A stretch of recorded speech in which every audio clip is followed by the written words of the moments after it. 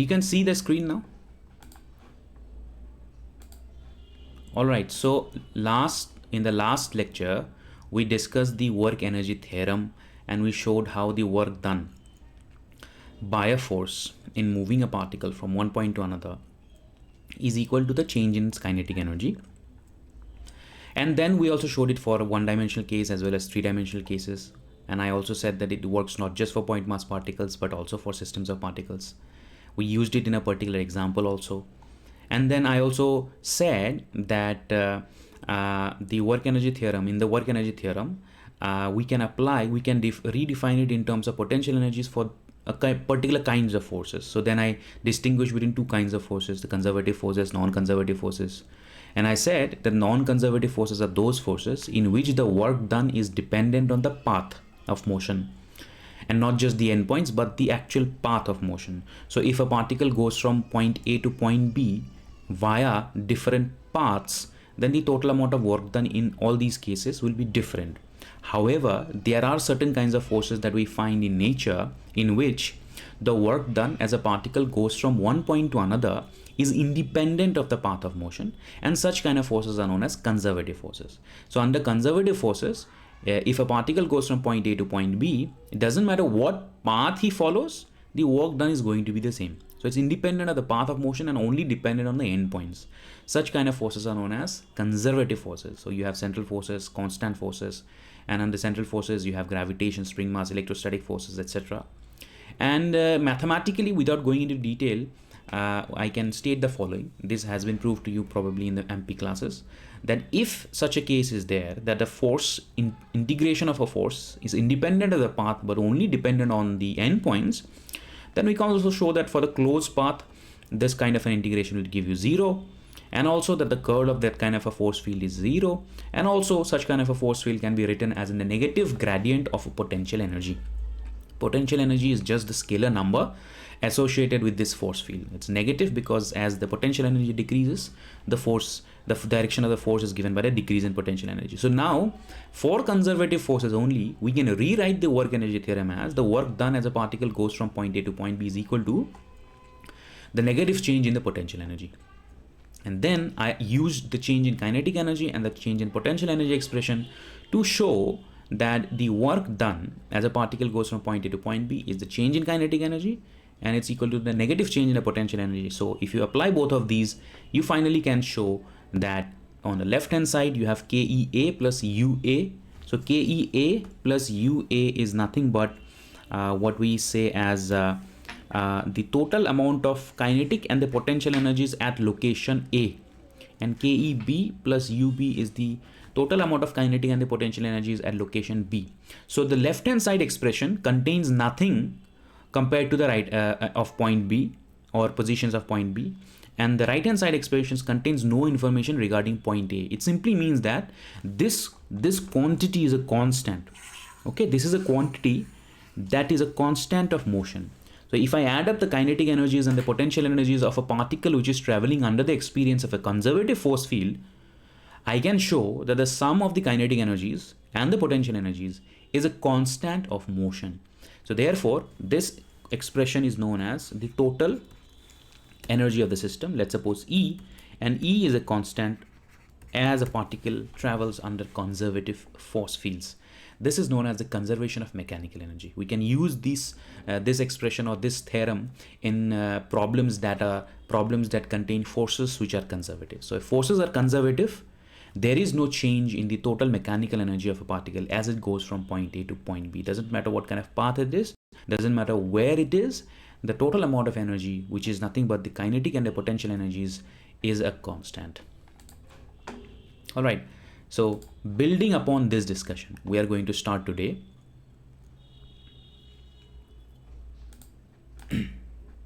And we are going to talk about what are conservative force fields, right? So we are going to extend that particular discussion.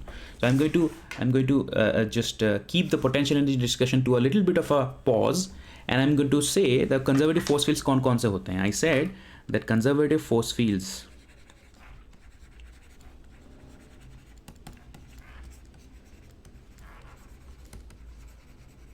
if you have a constant uniform force constant uniform का मतलब इसका magnitude constant है और इसकी direction जो है constant रहेगी. और if you have a central force, these all are examples of conservative forces like gravity, electrostatic attraction and repulsion, spring force, etc. Okay, I'm going to give you a simple proof for a constant as well as central forces. All right, so let us look at the work done by a constant uniform force.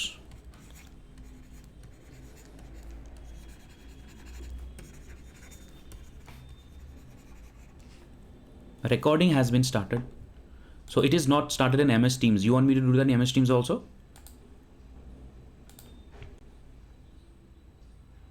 MS Teams पे भी मैं कर सकता हूँ. मैंने अपने वैसे OBS software से कर के रखा है. कर दिया बेटा, तुम्हारे लिए सारी फैसिलिटीज़ मैं अवेलेबल करा रहा हूँ. ठीक है, तो कभी कंप्लेन मत करना कि सर ये नहीं मिला वो नहीं मिला. Now everything is there, you have to perform your best. ठीक है, जहाँ तक रिसोर्सेज की बात है कोई कमी नहीं होगी आपको, बस आपको अच्छे से परफॉर्म करना है. ठीक है, so work done by a constant और uniform force. So let's suppose there is a force. Constant का मतलब क्या है? Magnitude is a constant in a region and the direction is a constant in a region. तो अगर कोई particle move कर रहा है, let's suppose there's a particle that goes from, let's suppose, this point to this particular point. ठीक है, particle follows this trajectory. So let's suppose this is point number A, this is point number B. अगर हमारे पास कोई coordinate frame of reference है और उस coordinate frame of reference में मैं अगर इसको ड्रॉ करता हूँ,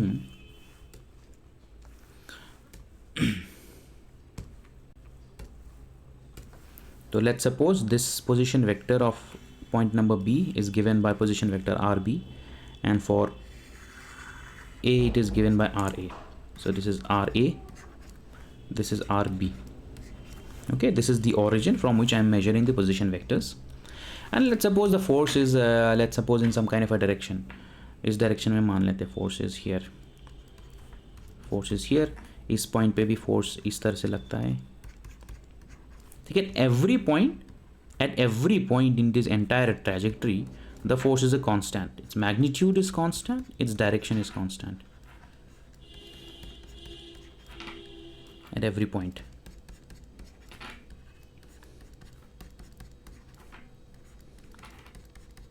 ठीक है, so F is a constant force.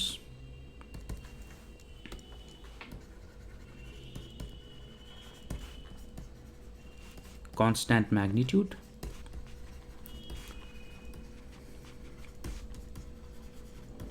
and uniform direction.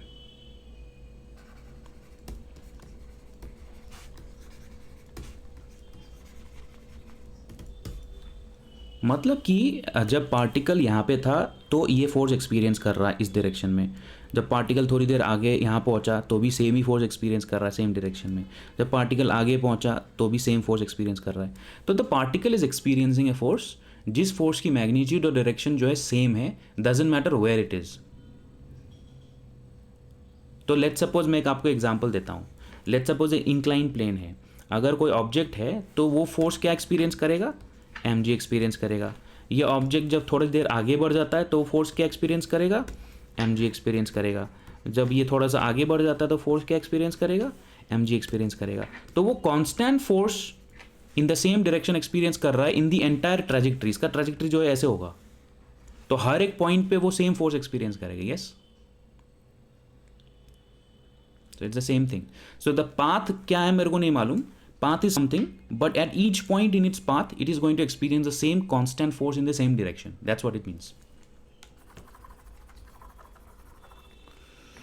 So, okay. So if you have a constant force, then let's suppose that we calculate the work done as the particle travels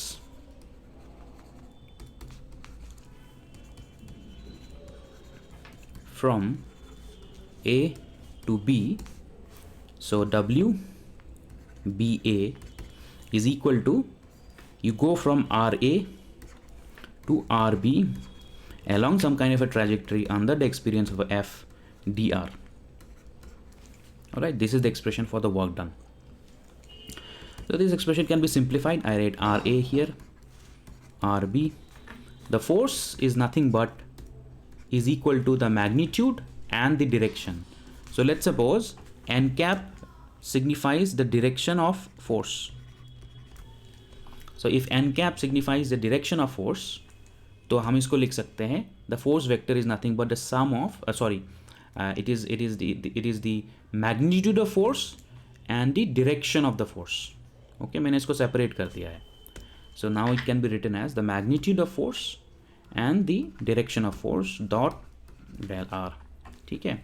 So this can be written as F, और n cap को मैं बाहर ला सकता हूँ integration के. क्यों? क्योंकि F जो है it is a constant. Constant को मैं इंटीग्रेशन के बाहर ला सकता हूँ. सिमिलरली n cap जो है, n cap is nothing but a unit vector. So unit vector मतलब इसका मैग्नीट्यूड कांस्टेंट है, और इसकी जो डायरेक्शन है that is also not going to change because of this integration. ठीक है. So because n cap is constant both in direction as well as magnitude, so I take it outside. ठीक है. सिर्फ डी आर आ गया from R A to R B. ठीक है. Now what is D R? D R is nothing but F N cap integration from R A to R B. So this is nothing but you have you can write this as I cap dx plus j cap dy plus k cap dz. ठीक है. अगर मैं इनको integrate करूँगा, what is r a r b r n r b? This is nothing but x a I cap plus x b y a j cap plus z a k cap, और यहाँ पे आपका आएगा X B I cap plus Y B J cap plus Z B K cap. ठीक है. तो अगर मैं इंटीग्रेशन करूँगा in all directions along the x y z axis respectively, so this is nothing. All right, I don't know यार, मैंने recording start तो किया था बट सम सिस्टम इश्यूज आते हैं. दोबारा से स्टार्ट किया है, तो अगर अच्छे से हो जाता है तो अच्छी बात है, नहीं तो फिर क्या कर सकते हैं. Let us continue the discussion. Okay.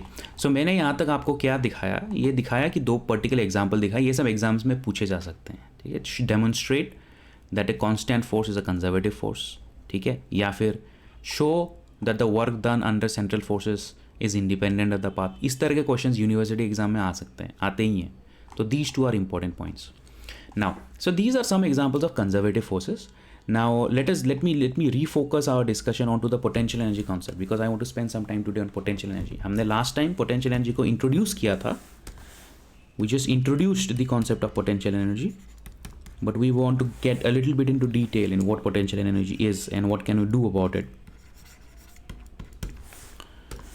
So हमने क्या दिखाया था last time? In my previous class I showed that the work done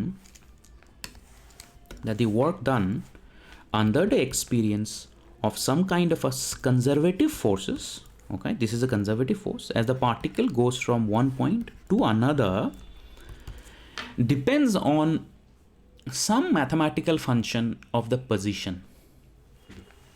If the forces are conservative forces, चाहे वो सेंट्रल फोर्स हो, चाहे वो कांस्टेंट फोर्स हो, चाहे कोई और कंजर्वेटिव फोर्स हो. If the forces are conservative, then the work done as a particle goes from some initial location to a final location is dependent on some the difference between the mathematical function of position. Potential energy is basically a function of position. Okay. जिस तरह से kinetic energy is a function of velocity, है ना. Kinetic energy किस चीज़ का function होता है? It's a mathematical function of velocity. उसी तरह से पोटेंशियल एनर्जी को हमने वी लिया था कि यू लिया था लास्ट टाइम? यू लिया था. You sir.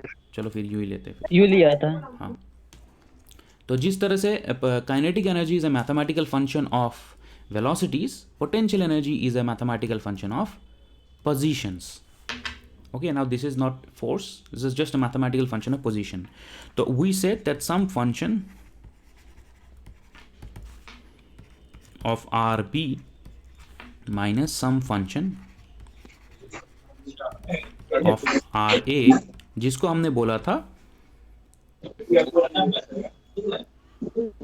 Minus URB plus URA, और इसको बोला था माइनस UB प्लस UA, या फिर the negative of UB minus UA.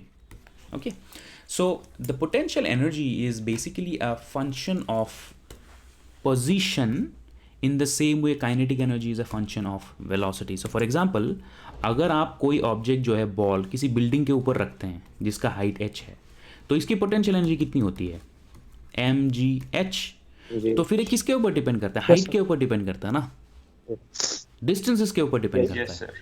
ठीक है, ठीक है. अगर कोई स्प्रिंग मास सिस्टम है जो मैं अभी कैलकुलेट करूंगा, उसको मैं एक्सटेंड करता हूं, करने के बाद इसके अंदर जो पोटेंशियल एनर्जी है, इसको हम कैसे लिखते हैं? Half kx². तो वो डिस्टेंस के ऊपर डिपेंड करता है ना. Yes, sir. It depends on distances. So potential energies are mathematical functions that are functions of distances. So यहाँ पे whatever this function is, it is a function of RB, and whatever this function is a function of RA. Okay, जिसको मैंने UB और UA लिखा, minus UB plus UA. All right. So therefore, finally, what do we have? We have these two kind of very important expressions that we have derived. So okay, first of all, so this U here, इसको मैं लिख देता हूँ, UR is a mathematical function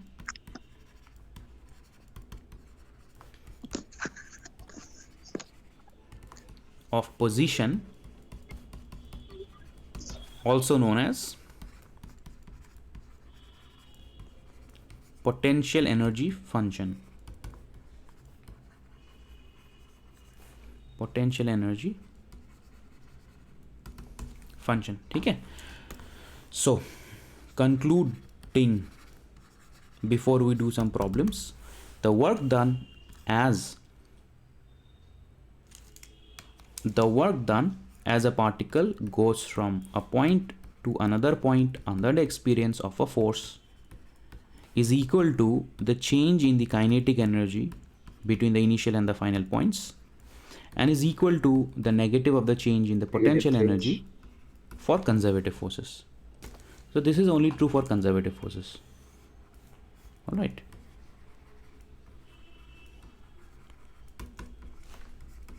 Yes, sir. ठीक है. And under conservative forces we can demonstrate. For conservative forces we can demonstrate that. Sir वो UP minus UA होगा ना, माइनस. हाँ, KEA plus UA is equal to KEB plus UB. That means E is equal to KE plus U is a constant of motion. This is the conservation of energy principle.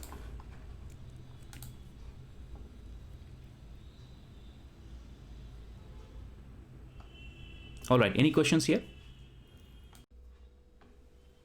All right, now let us do a problem for calculating for spring mass system के लिए ये जो हमने expressions लिखा है, is this expression something that you have seen before? Yes. Yes. Sir. If I asked you Yes, to sir. Yes. calculate it, will you be able to calculate it? या मैं करके दूँ? Derivation. नहीं sir, हो जाएगा. Sir try sir. Okay sir, कर दीजिए sir. मैं पूछूंगा दो तो सर. कर ही देना. ठीक है, 3-4 लाइन का है. So let's suppose if I give you a question, find the potential energy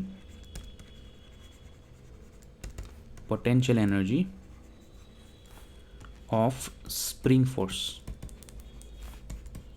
ठीक है, जो स्प्रिंग मास सिस्टम है उससे रिलेटेड जो पोटेंशियल एनर्जी अगर आपको कैलकुलेट करना है, तो based on this discussion that we are having, what can we do? So quite simply put, it's very simple. You assume that the spring mass system is attached to some kind of a point which is the origin of this reference frame. तो आपका जो spring mass system है किसी random direction में ले लेते हैं हम, ठीक है. तो ये स्प्रिंग मास सिस्टम है, तो इसका जो फोर्स है वो हमेशा आर एक्सिस पे ही लगेगा, आर कैप एक्सिस पे ही लगेगा, ठीक है, जो भी पार्टिकल यहाँ पे अटैच्ड होगा, ठीक है। If the force is if the spring mass system is extended, ठीक है, अगर इसका जो डिस्टेंस है, let's suppose the distance at any given point is given by R, ठीक है, and the equilibrium length of spring,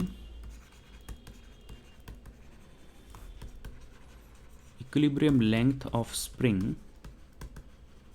is equal to x naught, तो therefore extension कितना होगा for a general case, usually हम extension को 0 मानते हैं, extension is nothing but sorry r naught, r minus r naught, ठीक है, this is the extension. so अगर extension ये है तो जो force लगेगा, whatever the force is, the force is basically equal to minus k R minus are naught R cap, ठीक है, दिस इज करेक्ट। मैं जनरल लिख रहा हूँ, यूजुअली क्या होता है हम एक्स एक्सिस में लेते हैं, यूजुअली हम एक्सटेंशन को इक्विलिब्रियम लेंथ को भी 0 मान के चलते हैं, but for a general case situation minus के are minus are naught. Yes Yes, sir. Yes. In that case, Yes, sir. So the spring force is ये इक्विलिब्रियम लेंथ क्या है? बेटा, स्प्रिंग को जब एक्सटेंड नहीं करते हैं तो उसका एक लेंथ होता है ना, स्प्रिंग को जब ऐसे ही आप छोड़ देंगे तो उसकी कुछ लेंथ होती है ना, जब आप एक्सटेंड करते हो तब लेंथ चेंज हो जाती है, तब जो है उस ऑब्जेक्ट के ऊपर एक पुल लगेगा अंदर की तरफ, या फिर आप अगर उसको कंप्रेस करेंगे तो तब आप बाहर की तरफ एक फोर्स लगेगा। इक्विलिब्रियम लेंथ को जब आप चेंज करते हो तब जाके फोर्स लगती है ना। Yes, sir. When you change the equilibrium R में से आर तब फोर्स लगती आर है।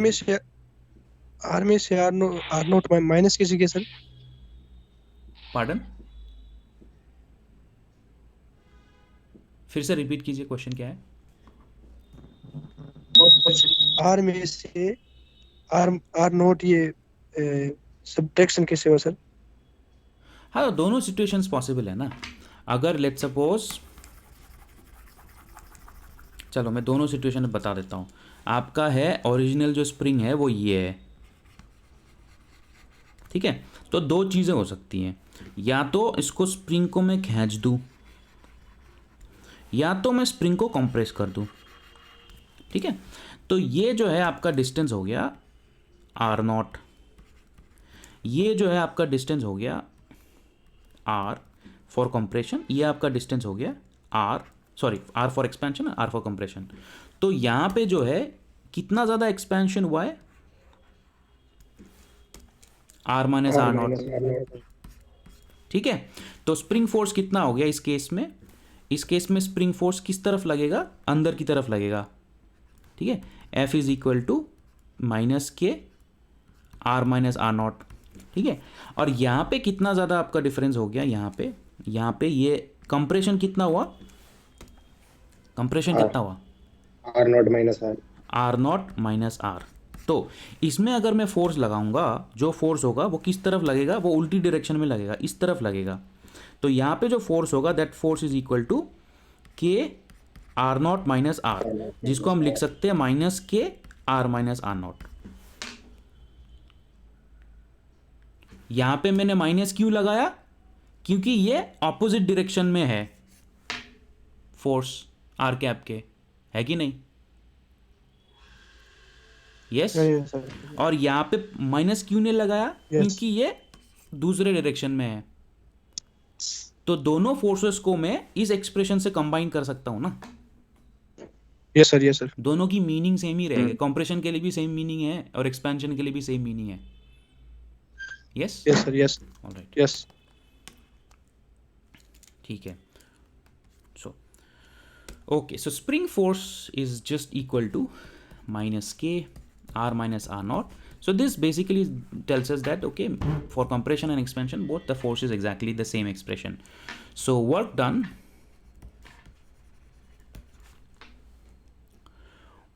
को अगर हम लिखना चाहते हैं तो work done is nothing but W between, let's suppose you go from r naught initial position, final position r R may be greater than R naught, R may be less than R naught. Minus K R minus R naught, minus K R minus R naught R cap dot dr. Yeah. तो यहाँ पे मैं f dot dr लिख देता हूँ just to be clear. F dot dr, so this is equal to minus from R naught to R K R minus R naught R cap dot dr. So this can be written as minus from R naught to R K R minus R naught R cap dot dr R cap plus R d theta theta cap, because this is a two-dimensional motion.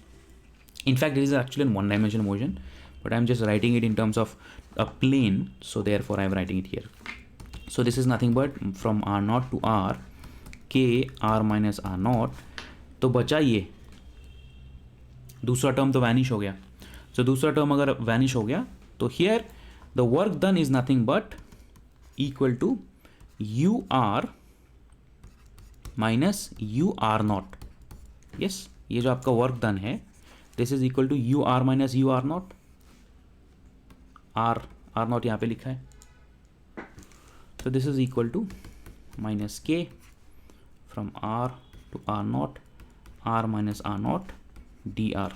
तो d r के जगह पे मैं अगर d are minus are naught लिखता हूँ, जो मैं लिख सकता हूँ because it's a constant, so this simply gives you half r minus k r minus r naught square, or whatever your potential energy is, u r minus u r naught is equal to half k r minus r naught square. And the potential energy when the spring is at equilibrium is how much?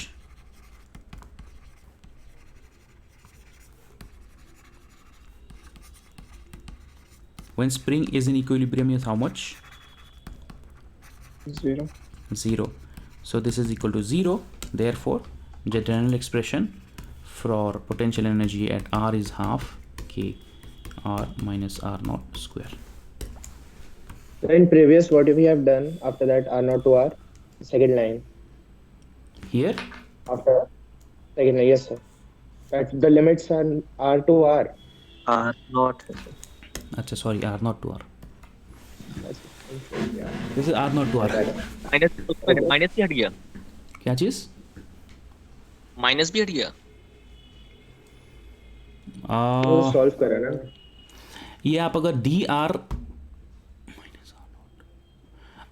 Are के जगह पे D are minus are naught लिखेंगे तो ये नहीं आएगा क्या? I think यही आना चाहिए. नहीं सॉरी, एक सेकेंड, मैंने यहाँ पे गलत एक माइनस में भूल गया. यहाँ पे वर्क डन के टाइम पे नहीं, माइनस का नहीं, बाकी इंटीग्रेशन ठीक है. एक सेकेंड, वर्क डन के टाइम पे ये यहाँ पे एक माइनस साइन आएगा ना, यहाँ पे एक माइनस साइन आएगा, है ना? Yes sir. हाँ, तो this will become positive here.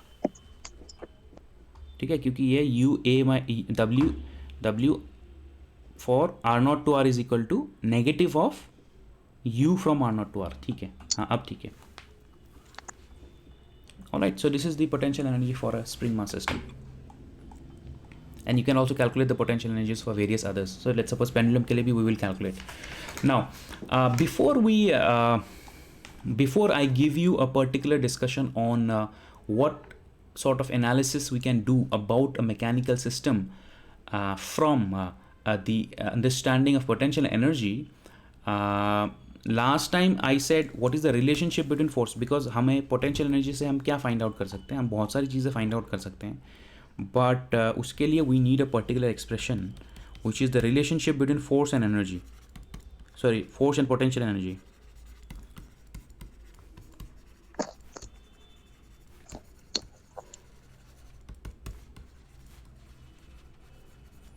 What did I say that time? That for 3D case, what is force equal to?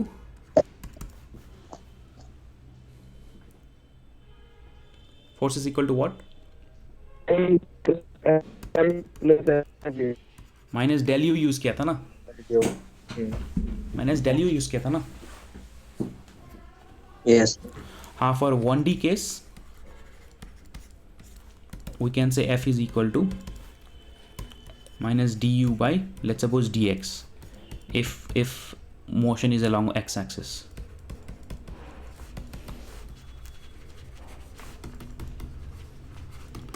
इसका प्रूफ देने की जरूरत है?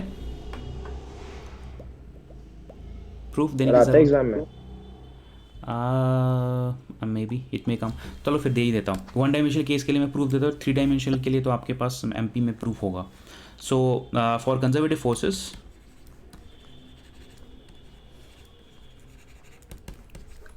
Forces, we know that u from xb to u from xa is equal to the negative of xa to xb f dot let's suppose dx. ठीक है, for 1 dimensional motion. ठीक है ना, this is the work done, this is the work done. उसके सामने हमने negative लगा दिया, is the difference in the potential energy. Now let's suppose that we consider the change in potential energy due to a very small displacement. So for a very small displacement, so let's suppose if I say that xa is some location x and xb is some location x plus del x. ठीक है, मैंने यहाँ पे सिर्फ क्या किया, मैंने कुछ नहीं किया, मैंने सिर्फ जो मेरे पास ओरिजिनल एक्सप्रेशन है कंजर्वेटिव फोर्सेस के लिए work done in terms of potential energy वही लिखा है. ठीक है, यूजुअली मैं यहाँ पे नेगेटिव साइन को मैं यहाँ पे लिखता हूँ. ठीक है, अभी मैंने नेगेटिव साइन को राइट हैंड साइड में लिखा है. ठीक है, यहाँ लिखा है. That's it. But I am saying that I want to consider the change in potential energy due to a very very small displacement. So in that case I am saying xa is some location x and xb is some location x plus del x. So in that case this expression can be written as u x plus del x minus u x is equal to negative of x to x plus del x f dot you have dx, f dot dx लिख सकते हैं, f dot dx. ठीक है, now if the displacement is small enough then we can approximate that the magnitude and the direction of the force does not change much. So for very small displacements, for very small, there is a much general derivation also. I'm just giving a very specific derivation. For very small displacements we can consider the force to be constant. That means does not change.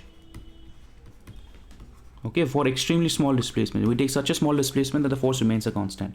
In that particular situations I can simply write that this is nothing but del u is equal to minus f को अगर हम बाहर निकाल देंगे, ठीक है, and the only thing that you will be left with is यहाँ पे वेक्टर लगाने की ज़रूरत नहीं, हम dx है ना, ये r के टाइम्स पे लगाते हैं, dx के टाइम्स पे लगाने की ज़रूरत नहीं है. तो f dx from x to x plus del x, so this is nothing but or del u is equal to minus f del x, so or f is equal to minus del u upon del x. So under the limit,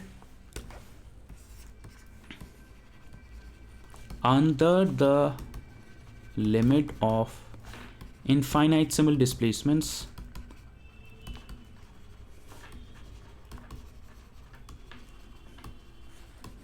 where del x tends to 0, we can say that the force is nothing but the negative gradient of the potential energy. ठीक है, this is a simple derivation. इससे ज़्यादा mechanics में नहीं पूछेगा, MP में पूछ सकता है आपको, इसका डेरिवेशन आपको एमपी में पूछा जा सकता है. मैकेनिक्स में इससे ज़्यादा डेरिवेशंस नहीं पूछेंगे because we are more interested in something else. This is fine. Yes, sir. All right. Now this gives us a very Just wait for 1 minute. yeah. I'm copying it.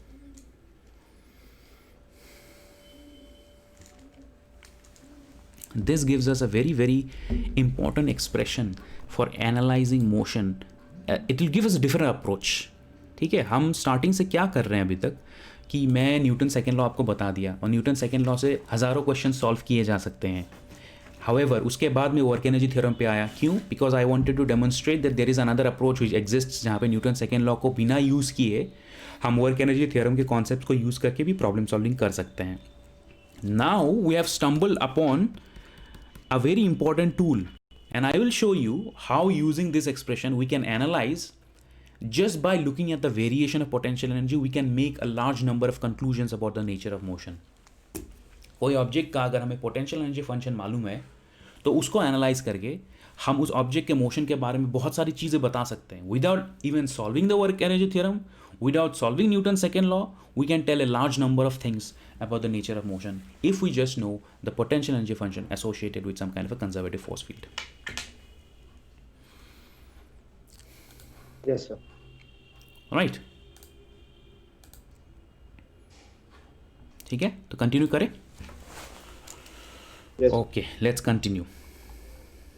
Now, so the potential energy function जैसे मैंने आपको अभी यहाँ पे बताया था कि कुछ केसेस में ग्रेविटेशनल फील्ड में ऐसे होता है, स्प्रिंग मास सिस्टम पे इस तरह से फंक्शन होता है. तो अलग अलग एक्सप्रेशंस में, पेंडुलम के केस में भी मैं आपको कैलकुलेट करके बता दूंगा, अलग अलग सिचुएशंस में पोटेंशियल एनर्जी की कुछ फंक्शंस होती है.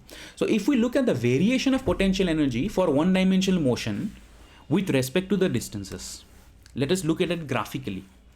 सो graphical analysis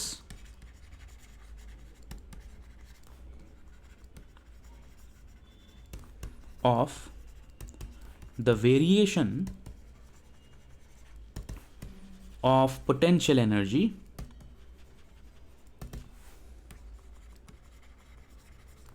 with respect to distance for 1D motion. So for potential energy का जो वेरिएशन है आपका with respect to distances for 1D motion. Now, मैंने जो अभी आपको थोड़ी देर पहले बताया कि स्प्रिंग मास सिस्टम्स के लिए जो है पोटेंशियल एनर्जी कितना होता है, U X is equal to half K X square. ठीक है, एक्स नॉट को अगर जीरो मानते हैं, एक्स नॉट कॉन्स्टेंट है, तो इसका मैं अगर एक ग्राफ में एक डायग्राम बनाऊंगा तो वो कौन सा डायग्राम होगा, किस तरह का डायग्राम होगा? Parabola. Parabola. Parabola. Parabola. You will get a parabola.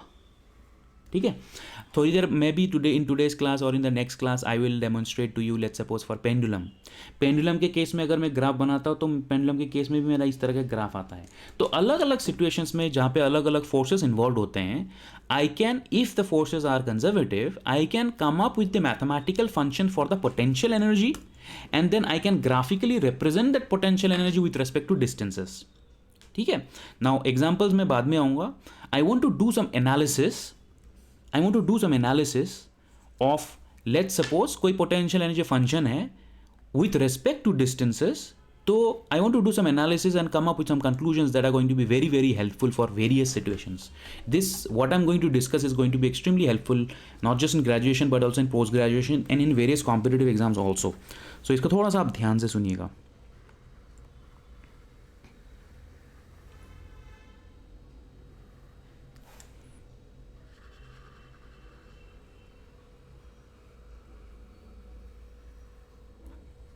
So let's suppose one dimensional motion है, so I am considering x axis and then potential energy जो है, this is ux in the y axis.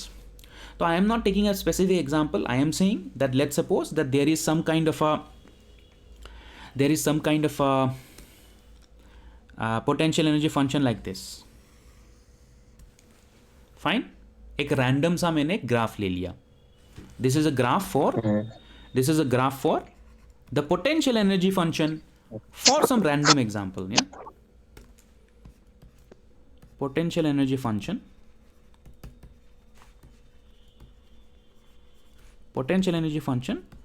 for some force, some conservative force. I don't know what it is, for some conservative force.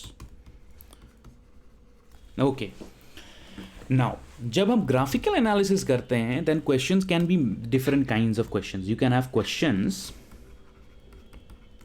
related to stability, you can have questions related to energy, you can have questions related to oscillations, you can have questions related to I will demonstrate ki how SHM is possible in certain situations related to amplitude, etc. Amplitude, angular frequency, etc. etc. But धीरे धीरे चलते हैं क्योंकि ये बहुत important topic है. थोड़ा सा स्लो मोशन में चलते हैं. What I want to say is that हमें ये एक्सप्रेशन मालूम है. अभी मैंने ये एक्सप्रेशन फाइंड आउट किया है. So I am going to keep this expression in mind that the force experienced by a particle at any given point is nothing but the negative gradient of the potential energy. ठीक है, इसको मैं side में रखता हूँ यहाँ पे. ये बहुत ही इंपॉर्टेंट एक्सप्रेशन है. A force experienced by a particle at a given point is the negative gradient of the potential energy. ठीक है, this is an important expression I am keeping here to the side. Okay. Now let us analyze the motion that this particle is going to experience at various locations. First of all,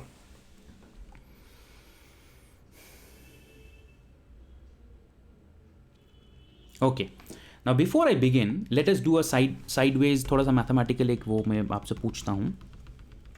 Okay, gradient का meaning क्या होता है? Graphically. How a function varies across different directions. Let's Like in x suppose direction, y direction. हाँ, let's suppose आपके पास एक ऐसा graph है. ठीक है, अगर मैं इस पॉइंट पे जो है डी वाई, ये y है, ये x है, इस पॉइंट पे जो है D Y by D X को फाइंड आउट करता हूँ, then what is the geometrical interpretation of D Y by D X? Slope. Rate of Slope. change of maximum change. Yes, this is known as slope. Now what is a slope? Tangent. Tangent draw कर देता हूँ मैं. Tangent draw कर देता हूँ. आप बताओ Length of the tangent. क्या length of a tangent? Length of a x tangent axis पे कितना एंगल बना रहा है वो? कितना एंगल बना सर रहा वो है? डायरेक्शन देता है पार्टिकल के मोशन का. एक सेकेंड, ये angle theta is the tangent या something else? Tan theta. Tan theta, very good. Tan theta. Tan theta, very good very good. यही मैं जानना चाहता था. तो अगर आपके पास कोई फंक्शन है yx और उस yx में अगर आप किसी भी पॉइंट पे जो है यहाँ पे लेट्स सपोज इस पॉइंट पे आपने ग्रेडियंट को फाइंड किया, dy बाई dx को फाइंड किया, इसका मतलब है टेन थीटा या फिर स्लोप, ज्योमेट्रिकल इंटरप्रिटेशन. अगर मैं आपको एक दूसरा ग्राफ देता हूँ, let's suppose if I give you a graph that looks like this, y x, if I give you a graph that looks like this, और मैं इस पॉइंट पे ग्रेडियंट को फाइंड कर रहा हूँ, इस पॉइंट पे dy बाई डी एक्स को फाइंड कर रहा हूँ, तो मुझे बताओ, सबसे पहले तो ये बताओ कि यहाँ पे जो टेन थीटा है, इट विल बी पॉजिटिव और negative? Negative. Positive. Negative. Positive. और सेकेंड केस में Negative. पॉजिटिव होगा कि नेगेटिव होगा? Negative. सेकंड केस में नेगेटिव. सेकेंड केस में जो है आपका थीटा जो है, ये टेन थीटा जो है ये नेगेटिव होगा. ये जो स्लोप है, slope is equal to tan theta, whatever it is negative. It is important, please remember this. Okay, मैं क्या बोल, the slope is negative. This is positive here, this is negative. Now third case scenario, अगर मेरे पास एक दूसरा setup है जहाँ पे दूसरा सिचुएशन है जहाँ पे आपका जो वेरिएशन है y और x का इस तरह से है, और मैं यहाँ पे फाइंड आउट कर रहा हूँ dy बाई डी एक्स क्या है. यहाँ पे Zero.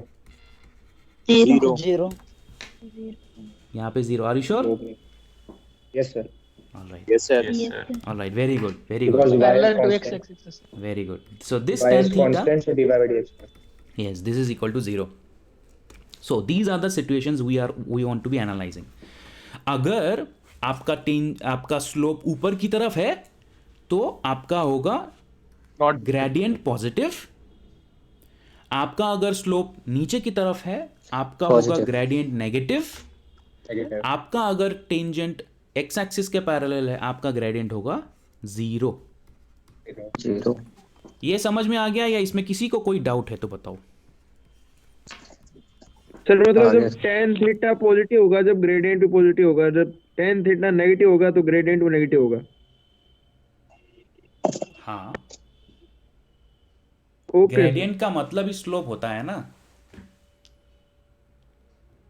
स्लोप आप समझते हो ना, स्लोप मतलब यहाँ पे मैंने यहाँ पे जी, डेल वाई डाल ले होता है लिया, सर, डाल है ओके। तो del Y by del X क्या होता है, टेन थीटा होती है ना। जी सर, बिल्कुल सर। तो अगर नेगेटिव स्लोप होगा तो टेन थीटा जीरो हो जाए, सॉरी नेगेटिव होगा। So these two cases are very important, very important. If the slope is increasing, so if the slope is positive, that means the tangent is going in the upward direction. All right. If the slope is negative, tangent is going in the downward direction. All right. If the slope is zero, tangent is parallel to x-axis. This is clear? Yes, sir. All right. Now Yes, sir. Clear. Yes, sir. let us Alright. come back to our example, and let us come back to our example and let us look at the motion. Let's suppose particle is here, particle जो है यहाँ पे है, let us suppose, okay, and let us say that this is x1, okay, particle is at case number 1, we'll analyze few cases. Particle is at x1. All right.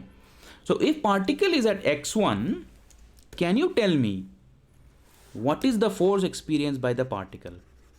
0, Zero.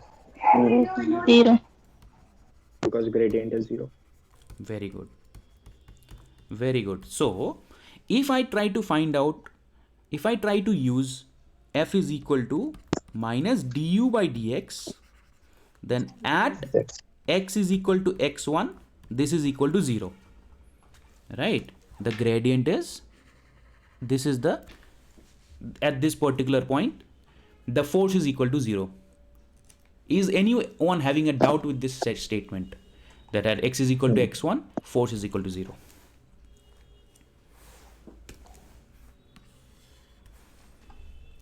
Anyone has any doubt with this statement? No doubt? No, sir. All right. No, sir. No, Now, sir. okay. Let's displace particle to some x1 plus, like some distance greater than x1. So let's suppose x1 plus को मैं मानता हूँ here, x1 plus यहाँ displace कर दिया मैंने, particle को यहाँ तक लेके गया मैं, ठीक है, पार्टिकल को मैं यहाँ लेके गया, डिस्प्लेस कर दिया मैंने, I have displace the particle from x1 to x1 plus. तो if the particle is at x1 plus, is the force positive or 0 or non-zero? Positive. Non-zero, sir. Is it positive or Non-zero. Positive. Is it positive or negative? Positive. Negative. Positive. Negative. F is equal to Negative. minus Sir, du force by negative dx होगा. at x is equal to x1 plus. तो यहाँ पे slope positive है negative है? Positive, sir. Slope is Positive positive. है. That means this is positive, Negative. but total this comes out to be negative. Are you understanding? Negative. This is the slope. Yes, sir. Slope is positive, but force is negative. Sir please pardon, एक बार sir फिर समझा दी, बस यही इतना part second part displacement वाला. बता रहा हूँ. पार्टिकल को मैंने यहाँ से यहाँ तक डिस्प्लेस कर दिया. जब मैंने डिस्प्लेस कर दिया तो जब सेकेंड पॉइंट पे है x1 प्लस पे है, तो वहाँ पे जो फोर्स एक्सपीरियंस करेगा इसको हम लिख सकते हैं minus d u by D x. तो d u by D x क्या है? D u by D x is the slope of this line. ये है d u by D x, है कि नहीं? What is the slope of this line? The slope of this line is positive. Yes. Yes sir. So if the slope of this line is positive, Yes, sir. if the slope of this line is positive, positive and negative मिलके क्या होता है? Negative होता है. Negative वैसे भी हम लोग देख सकते हैं ना, displacement sir, displacement and force की डायरेक्शन अपोजिट है. वैसे ही बोल सकते हैं कि सर नेगेटिव ही होगा. हाँ, but बोल सकते हैं, in certain बोल सकते हैं, that's true. सो अगर फोर्स नेगेटिव है तो फोर्स की डायरेक्शन कौन सी होगी? फोर्स की डायरेक्शन होगी इस तरफ, opposite to X axis. Yes. Yes, sir. तो particle will Yes, tend sir. To tend to come back. मैंने पार्टिकल को डिस्प्लेस कर दिया पॉजिटिव एक्स एक्सिस में. It experiences a negative force, so particle tends to come back. Are you following the question guys? Yes, sir. Yes, sir. Particle tends to come back. All right. Come back. Now the particle comes here. Now let's displace particle at x1. Force is negative. Force is negative. Now it comes back. Now ये था, let's displace to x1 plus. Let's suppose now let's displace particle to x1 minus. x1 minus मतलब let us displace the particle here.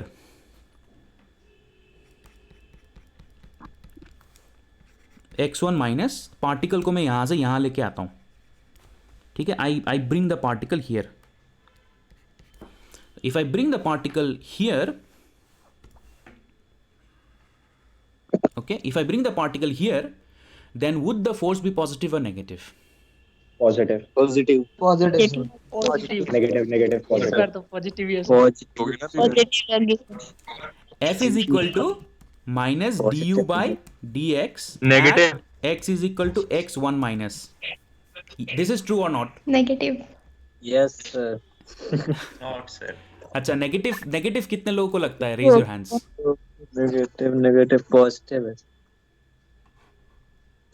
Negative. अच्छा, जो इन लोगों ने negative बोला, आप इसको ध्यान से सुनिए. ये एक्सप्रेशन वैलिड है. F is equal to minus du by dx at x is equal to x1 minus valid है. तो अभी यहाँ पे जो स्लोप है, ये स्लोप पॉजिटिव है या नेगेटिव है? Negative, sir. नेगेटिव. एक सेकेंड. पॉजिटिव होगा. ये जो स्लोप है, पॉजिटिव होगा. ये slope, Negative. This is a negative slope ना. Yes, sir. This is a positive slope. Yes sir. This is a positive slope.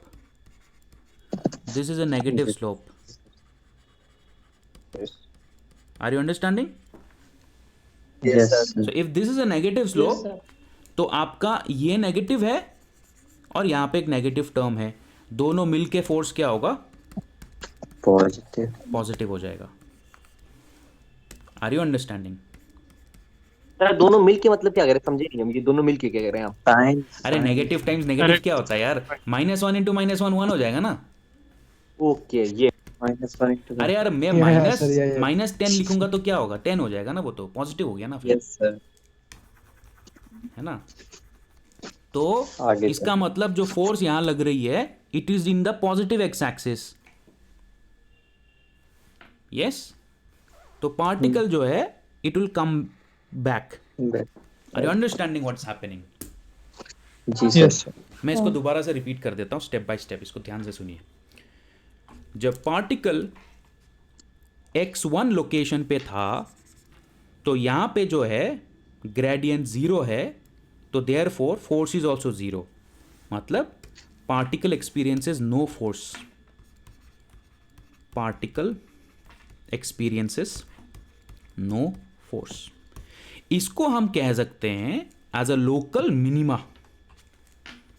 Local minima है ना. मिनिमा मैक्सिमम आपने क्लास 11 में पढ़ा होगा ना. Yes, sir.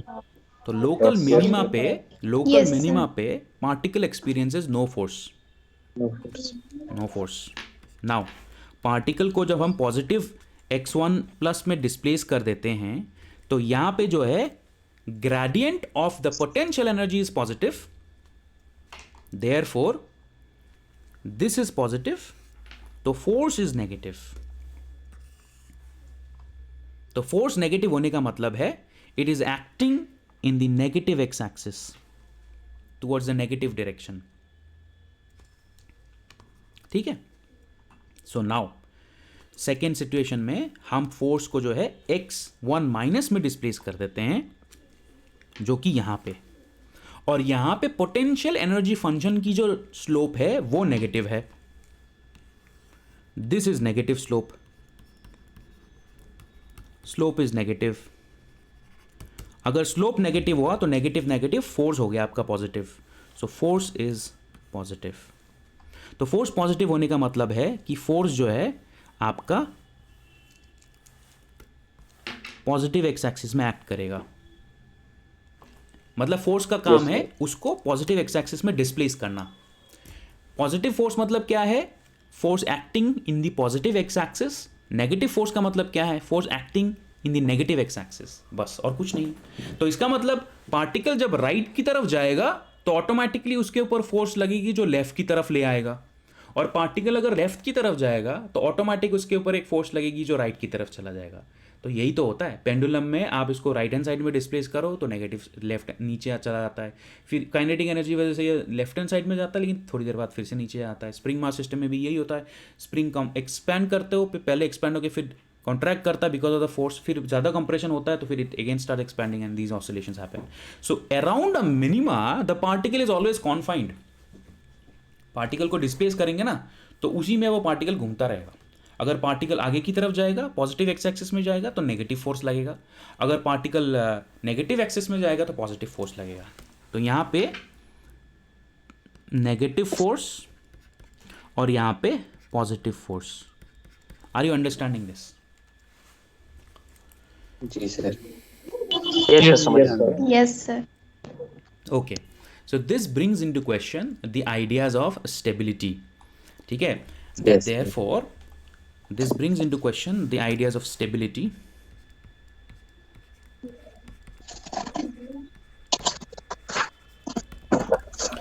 Stability का मतलब ये है that around a minima the particle is experiences zero force. Stable. Around minima particle experiences zero force.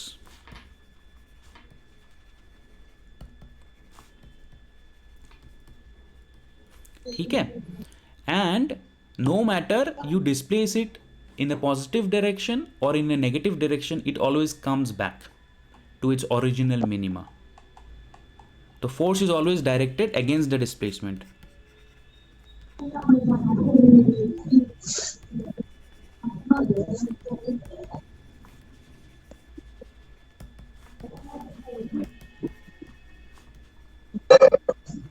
और क्योंकि ये मिनिमा है इसलिए मिनिमा में जो है आपका डेराइवेटिव और ग्रेडियंट जो है वो जीरो होता है, लेकिन सेकेंड ऑर्डर डेराइवेटिव क्या होता है? greater than 0. Constant. Positive. Greater than zero. Constant. Positive. Okay, now ये एक्चुअली बहुत ही लंबा जो है डिस्कशन है, मैं उस लंबे डिस्कशन में कंक्लूजन्स नहीं अभी देना चाहता हूँ, मैं बस थोड़ा सा आपको एनालिसिस बताना चाहता हूँ, कंक्लूजन्स में एनालिसिस खत्म होने के बाद दूंगा। तो let's go to case number 2। Case number 2 में चलते हैं हम, ठीक है। फर्स्ट केस तो आपको समझ में आ गया, तो case number 2, let's suppose the particle is here. इसको मैं बोलता हूं x2, x2 बोल देता हूं, ठीक है। Particle is at x2, particle is at x2, x2 is a local maxima, okay, the particle is at a maxima, ठीक है। अब मुझे बताओ at x2 what is the force experienced by the particle? 0. Zero. Zero. Yes, very good. So particle is at x2, so f is equal to minus du by dx at x2 is equal to 0. So particle experiences no force. Particle experiences no force. कोई force उसके ऊपर नहीं लगता है. However, if I displace the particle, if I displace particle to x2 plus, let's suppose x2 plus मतलब मैं इसको let's suppose यहां तक डिस्प्लेस कर देता हूं x2 plus, तो पार्टिकल पहले आपका यहां पे था, इसको मैं उसको लेके डिस्प्लेस करके यहाँ पे पुट कर दिया। तो अब मुझे बताओ यहाँ पे फोर्स की डायरेक्शन क्या होगी? Positive positive sir, positive. Positive direction, negative slope है, नेगेटिव पॉजिटिव। ओके क्योंकि चेंज इन मतलब ग्रेडियंट नेगेटिव है। ओके, तो यहाँ पे स्लोप कितना है? स्लोप पॉजिटिव है या नेगेटिव है? नेगेटिव नेगेटिव ओके, स्लोप जो है यहाँ पे आपका स्लोप है आपका negative, so this is negative slope, negative slope. तो अगर स्लोप नेगेटिव है तो यहाँ पे आपकी जो फोर्स होगी F is equal to minus d u by D x at x is equal to x two plus, तो slope is negative, this is negative slope, so force is equal to a positive value plus v, so force is positive, force is positive। Positive होने का मतलब क्या है? Positive होने का मतलब ये है कि फोर्स की जो डायरेक्शन है वो इस डायरेक्शन में लगेगी। तो ये पार्टिकल किस तरफ जाएगा? Positive X axis, positive X axis. Yes मतलब ये प्लस पॉजिटिव एफ है, तो ये particle it will go away from x2, it will go away from x2, ठीक है? Yes similarly if I displace the particle from here to, let's suppose this point, let's suppose this point is known as x2 minus, थोड़ा सा overlapping हो गया but I think you will understand। so I displace the particle is displaced to x2 minus, तो x2 minus में आते ही force positive होगा या negative होगा? Negative gradient is positive. Negative आपका टेंजेंट पॉजिटिव है नेगेटिव है?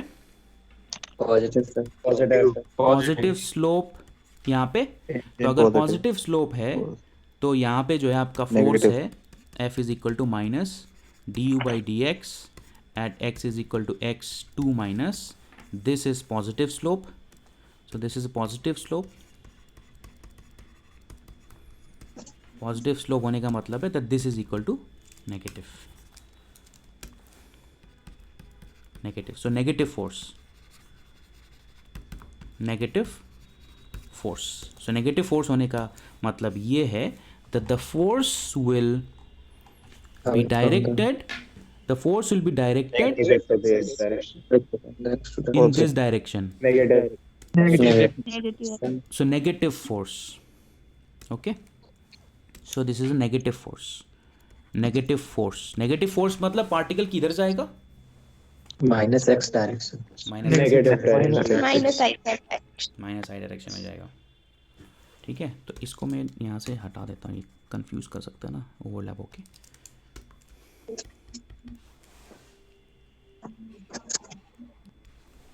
Positive slope,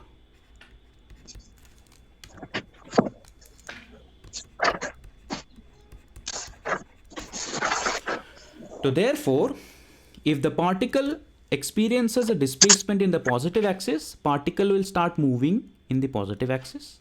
if a particle experiences displacement in a negative axis, the particle will start moving along the negative axis। तो इसका मतलब क्या है? पार्टिकल जो है स्टेबल है कि नहीं है? नहीं है सर, नहीं है सर, ओके, नहीं 240 हो गया है, ठीक है? सो this is a lengthy topic, alright. तो मैं यहाँ पे आज के लिए एनालिसिस में क्लोज करूँ, sir we are enjoying, continue करूँ फिर? मजा आ रहा है sir. Yes sir, yes sir, yes sir. चलो फिर ठीक है। सो वी कैन देयरफॉर, इसको मैं रिपीट कर देता हूँ एक बार फिर से। यहाँ पे पार्टिकल x2 पे था एक बार एक सिचुएशन पे, पार्टिकल यहाँ पे x2 प्लस पे था एक सिचुएशन पे, और यहाँ पे पार्टिकल एक बार x2 माइनस पे था। तो यहाँ पे पार्टिकल x2 पे जब था ज़ीरो फोर्स, x2 प्लस पे था पॉजिटिव फोर्स, x2 माइनस पे था negative force. Therefore this is also, so around stability का एनालिसिस ये है। So stability का At analysis local ये है, maxima, there is no stability. analysis ये है that particle experiences zero force. Particle experiences zero force. Okay, particle experiences zero force at local maxima, but with slight perturbation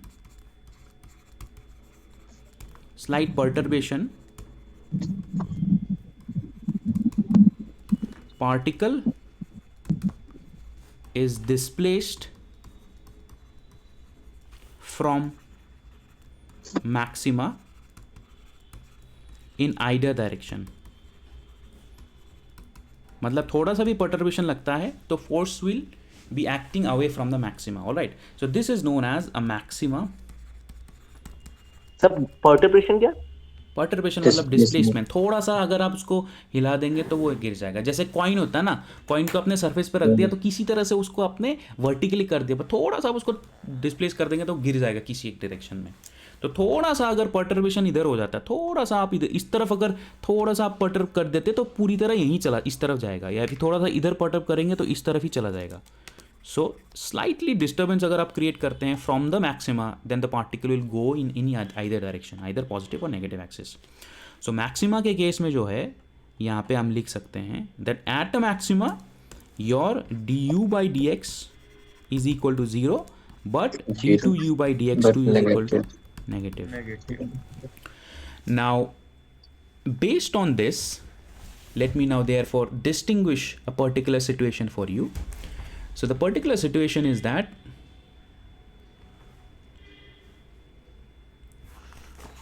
or should I give you an example? No, let me first distinguish, let me define these terms. All right, so stability analysis में हम क्या कह सकते हैं? Stability analysis of ux. Okay, so stability analysis of ux में हम ये कह सकते हैं कि there can be three distinct situations, there can be three possibilities.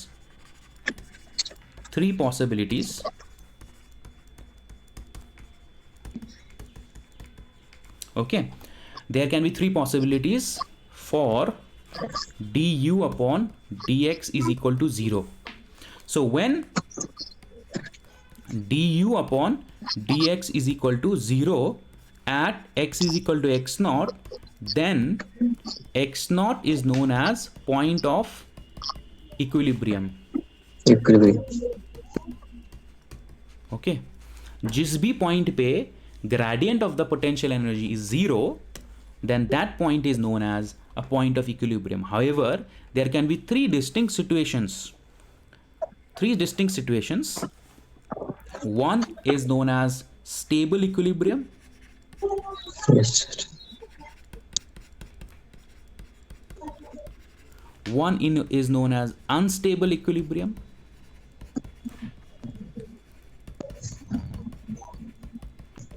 The other is known as neutral equilibrium.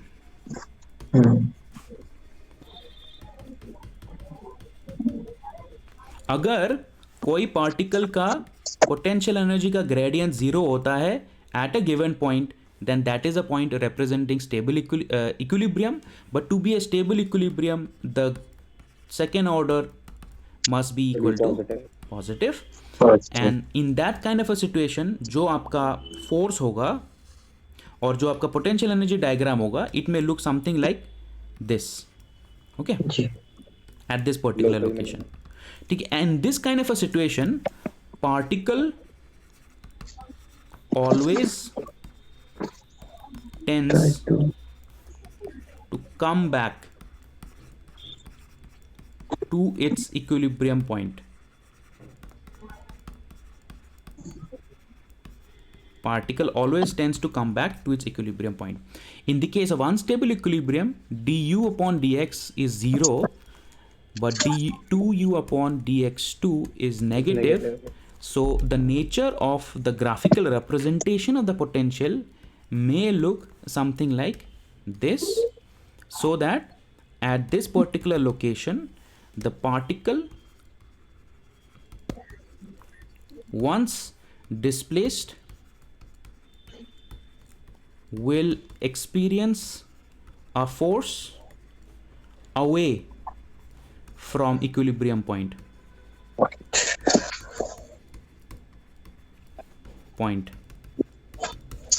This is not stable. This situation is not stable. This situation is not stable. And the third case scenario that you have here, du upon dx is equal to 0 and d2u upon dx2 is also equal to 0. यहाँ पे graphical किस तरह का दिख सकता है potential energy diagram, कोई बता सकता है? Straight line, parallel. Yes. Parallel to x-axis. Straight line, x-axis Straight straight line, line. parallel to x. Straight line, Straight line. some kind of a straight line or maybe some kind of a plateau or something like that. Okay, तो इसमें क्या होता है, अगर आपके पास एक particle है, इसको अगर आप यहाँ डिस्प्लेस कर देते हैं तो भी कोई फोर्स नहीं लगेगा, यहाँ पे भी डिस्प्लेस कर देते हैं कोई भी फोर्स नहीं लगेगा. ठीक है ना? Force is zero here, here and here. तो आप अगर x0 से x1 प्लस में डिस्प्लेस करेंगे कोई फोर्स नहीं लगेगा, और इस पे भी डिस्प्लेस करेंगे तो कोई फोर्स नहीं लगेगा. तो particle will experience no force upon perturbation और displacement. Particle will experience no force upon slight displacement from equilibrium.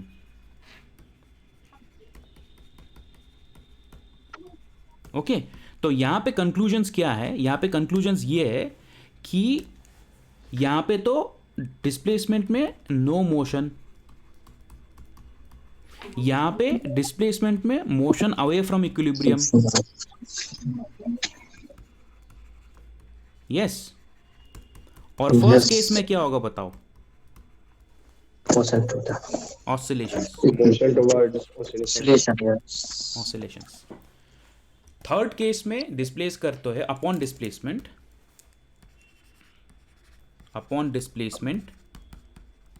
on either side you may get oscillations. Second case में motion goes away from the equilibrium. Third case में no motion happens. So these are three distinct situations of stable, unstable and neutral equilibrium. Any questions here? Sir third question वो दिखा दी. Third क्या है? Stable equilibrium में क्या होता है? Motion, oscillation. Stable equilibrium में मोशन में ऑसिलेशंस होगा अगर हम उसको इक्विलिब्रियम से स्लाइट डिस्प्लेस करते हैं. Upon slight displacement from equilibrium, जैसे कि pendulum. Upon slight displacement from equilibrium.